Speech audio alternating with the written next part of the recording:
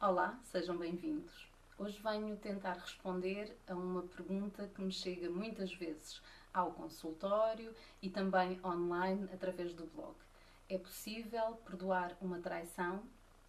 Eu tenho de responder imediatamente e de uma forma clara e simples. Sim, é possível.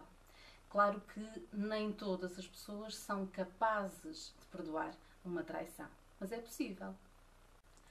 Se nem todas as pessoas são capazes de perdoar, quais são as relações que resistem e quais são aquelas que, pelo contrário, não resistem a uma traição. Isso é difícil de responder, mas de um modo geral eu posso dizer-lhes que é mais fácil perdoar uma traição quando se trata de um episódio isolado. Quando, pelo contrário, em vez de uma situação de infidelidade, em vez de uma relação, nós estamos a falar de vários episódios, de mais do que um relacionamento extraconjugal, quando estamos a falar de mentiras continuadas, quando estamos a falar, enfim, de uma farsa, da sensação de que se está a viver um casamento de mentira, um casamento que anda de mãos dadas com muitas outras relações, aí é, de um modo geral, muito mais difícil ultrapassar esse obstáculo. Depois há outras circunstâncias que podem determinar a possibilidade ou impossibilidade de recuperar uma relação na sequência de uma infidelidade. Isso tem a ver com os tipos de infidelidade. Às vezes a traição ocorre no meio de uma relação que é aparentemente perfeita. Isto é, está tudo bem ou está aparentemente tudo bem e houve um deslize. Noutras circunstâncias, aquilo que acontece é que a infidelidade acaba por ser o alibi para romper uma relação. Isto é, a pessoa não está satisfeita, mas tampouco tem coragem de romper com o seu casamento, com a sua relação afetiva. E há ainda outras situações em que a pessoa não está de facto satisfeita e o que acontece é que a relação extraconjugal acaba por vir preencher de algum modo as lacunas que existiam. Portanto, nós estamos a falar aqui de uma multiplicidade de circunstâncias que podem efetivamente condicionar a recuperação daquela relação. Desde logo porque, em alguns casos, nós estamos a falar de duas pessoas que querem recuperar o seu casamento, noutros casos, mais claramente, nós estamos a falar de alguém que já não quer continuar com aquele casamento, com aquela relação. Acha que seria capaz de perdoar uma traição? A verdade é que a generalidade de nós tem uma resposta relativamente rápida para esta pergunta. Uns dizem imediatamente e convictamente que sim, outros dizem convictamente que não. A verdade é que a maior parte das pessoas, felizmente, não faz ideia do que é passar por um processo de infidelidade. Esta é uma situação potencialmente muito traumática. É o comparável a um terremoto, eu diria, na medida em que, por um lado, ninguém deixa de gostar imediatamente do outro porque foi traído, mas por outro há uma perda, há um luto que tem de ser feito e que está associado à perda de confiança, à perda de fé naquele projeto. Uma das perguntas que me colocam mais frequentemente tem a ver com a frequência de situações de infidelidade. Perguntam-me muitas vezes se há ou não cada vez mais casos de infidelidade, nomeadamente aqueles que estejam associados à internet e ao Facebook em particular. A verdade é que aquilo que se pode dizer é que a infidelidade sempre existiu. A infidelidade sempre fez parte, de alguma forma, das relações amorosas. Aquilo com que me deparo hoje em dia tem sobretudo a ver com a circunstância de ser cada vez mais fácil, isso sim, revelar-se uma situação de infidelidade. É cada vez mais fácil apanhar o cônjuge numa situação de infidelidade. Isso traz mais casos à tona, o que é diferente de dizer-se que há mais situações de infidelidade. Eu diria que não há semana nenhuma em que, pelo meu consultório, não passe algum caso de infidelidade que tenha sido revelada a partir do Facebook. ou porque houve mensagens que ficaram à mostra, ou porque houve comentários que chamaram a atenção do cônjuge e que desencadearam aquilo que eu chamo de comportamentos à detetive e que mais cedo ou mais tarde acabam por revelar a traição, ou porque há alguém que denuncia e a situação acaba por ser exposta. Esta questão da forma como a infidelidade acaba por ser descoberta, ou pelo contrário, acaba por ser revelada, assumida pelo próprio, acaba por condicionar e muito a recuperação da própria relação. Porque a verdade é que há um choque muito maior quando a pessoa que foi traída é confrontada com, por exemplo, imagens violentas, imagens traumáticas, e eu estou a pensar no caso de algumas pessoas que foram confrontadas com a possibilidade de apanhar o cônjuge em flagrante. Essas podem ser, de facto, imagens violentíssimas que ficam, que perduram e que podem ser difíceis de ultrapassar. Por outro lado, estou a lembrar-me também de todas aquelas situações em que o marido ou a mulher acedeu, por exemplo, a fotografias no computador que expunham o cônjuge na intimidade com uma terceira pessoa. Essas são, de novo, imagens muito violentas e que podem condicionar muito a possibilidade de aquela relação ser salva, pelo menos no imediato. Quando falamos de dar a volta, quando falamos de recuperar um casamento, recuperar uma relação afetiva depois de uma infidelidade, falamos de um modo geral de três fases. Três fases a que chamo o choque, a compreensão e a decisão. Isto é, numa primeira fase há efetivamente um choque imenso. A pessoa que é confrontada com a traição do cônjuge não quer acreditar, não consegue acreditar e vai precisar de fazer um luto, como eu dizia anteriormente. Esse luto faz parte do processo. A tristeza profunda, a revolta, a mágoa intensa, tudo isso faz parte e deve ser aceite. Na medida em que for negada a possibilidade de aquela pessoa exteriorizar a sua tristeza, exteriorizar a sua raiva, tudo se complica, incluindo naturalmente a possibilidade de aquela relação poder ser recuperada. Os membros do casal percebem que estão a passar para a segunda fase, aquela que eu chamava de compreensão, quando a poeira começa a assentar e a pessoa que foi traída começa a tentar perceber aquilo que aconteceu. Isto é, começa a olhar para trás, começa a tentar identificar os sinais que porventura já estavam lá há algum tempo, enfim, começa a tentar perceber os acontecimentos, perceber o fenómeno. Isso não significa que esteja já disposta a perdoar, está apenas a tentar perceber aquilo que aconteceu. Numa terceira fase, aí sim, a que chamo de decisão, os membros do casal são confrontados com a possibilidade de seguirem com a relação em frente, seja de que forma for, ou interrompê-la. Mais cedo ou mais tarde, aquelas duas pessoas acabam por reconhecer que têm de tomar uma decisão.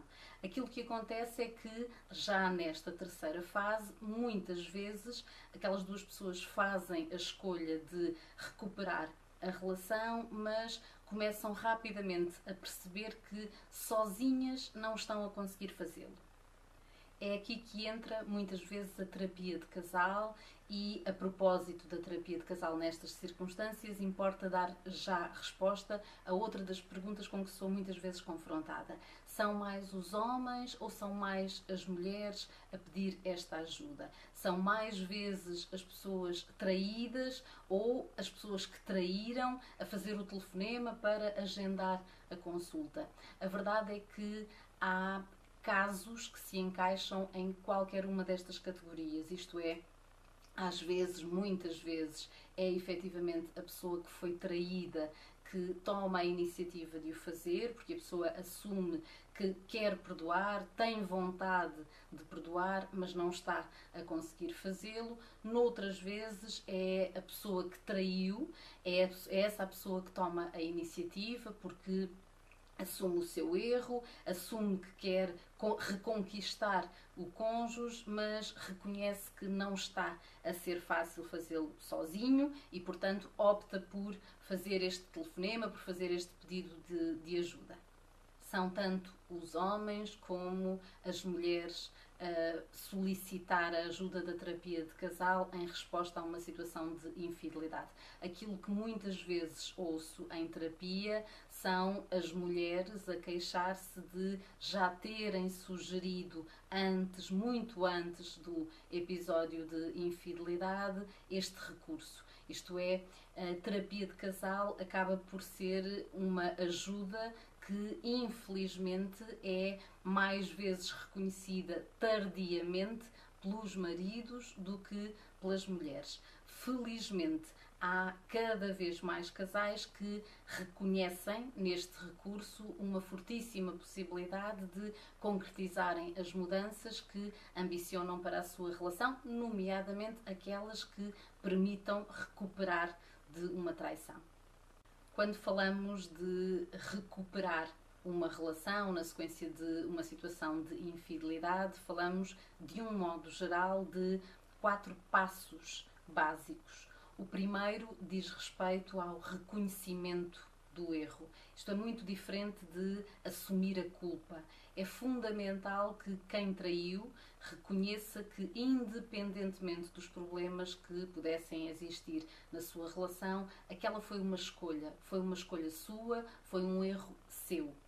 O segundo passo diz respeito ao reconhecimento do impacto do erro, isto é, não chega a assumir que fui eu que errei, fui eu que fiz esta escolha. É fundamental que quem traiu seja capaz de assumir que há dano, que há prejuízo imenso para quem foi traído. É fundamental que quem traiu seja capaz de empatizar verdadeiramente, genuinamente, com a dor, com o sofrimento do cônjuge. O terceiro passo diz respeito ao arrependimento genuíno. Eu não posso confiar, eu não posso sequer equacionar a possibilidade de voltar a confiar em quem não se mostra genuinamente arrependido pelo erro que cometeu. E o quarto passo diz respeito ao compromisso com a mudança.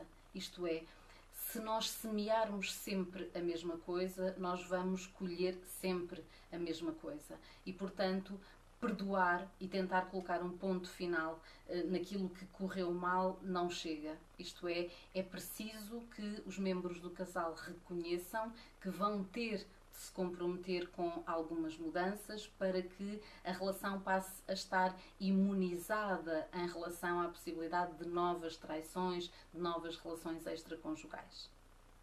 Que compromissos são esses que os membros do casal podem e muito provavelmente devem assumir? O primeiro diz respeito, naturalmente, à transparência. Não há volta a dar, não é possível recuperar de uma infidelidade na medida em que haja meias verdades, na medida em que as coisas não estejam esclarecidas, na medida em que a dúvida continue a fazer parte do dia a dia do casal. Aquilo que eu chamo de um caminho de transparência passa por dizer sempre a verdade, passa por tentar sempre tranquilizar o cônjuge, dando-lhe mostras de que é uma pessoa confiável. Isso também passa por dizer onde está, dizer aquilo que fez. Não se trata de fazer relatórios, não se trata de diariamente tentar responder a interrogatórios, não é por aí. Trata-se sobretudo de assumir uma postura tão honesta e tão clara quanto possível, sobretudo em relação ao dia a dia, aos momentos em que aquelas duas pessoas não possam efetivamente estar juntas. Outro dos compromissos importantes passa efetivamente por passarem mais tempo juntos. É fundamental recuperar o namoro dentro da relação. E isso só é possível com tempo. Nenhuma relação sobrevive se um dos membros do casal tiver muito pouco tempo para dedicar ao outro. É fundamental que aquelas duas pessoas voltem a sair juntas, voltem a divertir-se juntas, voltem a criar memórias positivas que funcionem aqui como uma espécie de balão de oxigênio para que se sintam prontas a enfrentar o que houver a enfrentar. Um compromisso fundamental e de resto generalizável a qualquer relação, tenha ela passado ou não por uma situação de infidelidade, diz respeito à genuína vontade de fazer o outro feliz. Só se tanto a pessoa que traiu como a pessoa que foi traída assumirem este compromisso, esta vontade de fazer o que está ao seu alcance para que o cônjuge seja tão feliz quanto possível, é que é mais provável que um e o outro se sintam esperançados em relação a um futuro a dois. Isso passa muitas vezes por cada um dos membros do casal ser capaz de sair da sua zona de conforto, precisamente só para agradar ao outro. Pelo contrário, é fundamental que cada uma daquelas pessoas também assuma o compromisso de não fazer nada, não fazer nenhuma escolha que possa comprometer a felicidade do outro. Isto é, eu devo parar e a cada decisão que tenha para tomar devo refletir se esta é uma decisão que vai fazer o meu marido mais feliz ou se, pelo contrário, esta é uma decisão que o pode tornar mais infeliz. Se eu assumir o compromisso de ter este princípio em consideração em cada uma das minhas tomadas de decisão, aumenta a probabilidade de a minha relação ser uma relação segura, tanto para mim como para a pessoa que está ao meu lado. Na prática, nós estamos a falar da possibilidade de os membros do casal assumirem compromissos para tudo, isto é, serem capazes de conhecer aquilo que agrada e aquilo que desagrada ao outro e terem sistematicamente essas questões em consideração, serem capazes de encarar as decisões mais importantes das suas vidas como compromissos, terem sempre em consideração aquilo que satisfaz, aquilo que faz feliz o outro e aquilo que, pelo contrário, o possa deixar inseguro, o possa deixar triste, o possa deixar infeliz. Ainda numa perspectiva de construir ou reconstruir um futuro a dois, é fundamental que os dois membros do casal assumam uma postura atenta às necessidades do outro. Isto é fundamental que um e o outro estejam diariamente atentos, prestem mesmo muita atenção ao dia-a-dia do outro. Se o dia correu bem ou se correu mal, se há ou não tensões no trabalho, que preocupações tem hoje a pessoa de quem eu gosto, quais são as suas conquistas, as suas ambições, o que é que mexe com a pessoa que está ao meu lado. Se eu não for capaz de prestar atenção àquilo que move a pessoa de quem eu gosto, aquilo que pode acontecer é que surjam vazios que acabem, insisto, por uma questão de escolha, é verdade, mas podem efetivamente surgir aqui vazios que podem vir a ser preenchidos por uma terceira pessoa. E a verdade é que dificilmente cada um de nós olha para uma terceira pessoa com o intuito de construir uma relação afetiva se estivermos seguros dentro da nossa relação. Se eu me sentir preenchida, se eu sentir que a pessoa que está ao meu lado presta de facto muita atenção às minhas necessidades afetivas, está atenta àquilo por que eu estou a passar, há uma probabilidade muito mais pequena de eu vir a interessar-me por uma terceira pessoa.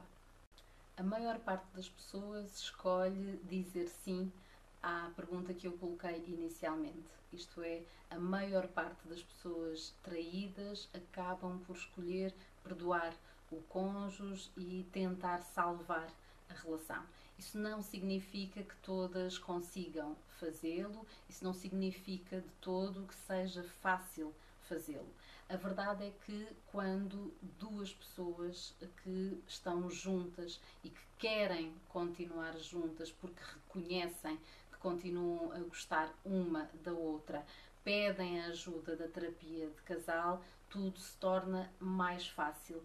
As coisas não passam a ser muito fáceis, mas torna-se mais fácil na medida em que há um espaço através do qual as pessoas reconhecem que há a possibilidade de implementar mudanças, mudanças às vezes difíceis, mas sólidas, que permitem que um e o outro voltem a sentir-se seguros e que voltem a sonhar com um futuro a dois.